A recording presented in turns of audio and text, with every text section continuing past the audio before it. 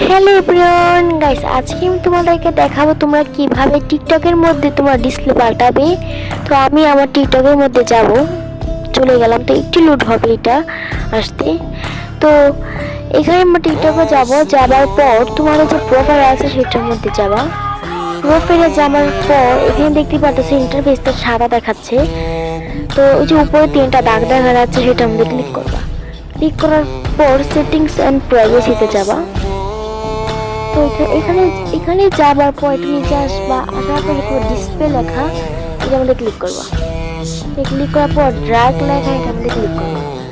তো তোমাদের হয়ে গেল কালো। তো এভাবেই তোমরা ডিসপ্লে কালো করতে পারবে। আর আমার ইউটিউব চ্যানেল থেকে সবাই সাবস্ক্রাইব করবা, টিকটক থেকে দেখলে সবাই আইডিটাকে ফলো করবা। Bye bye.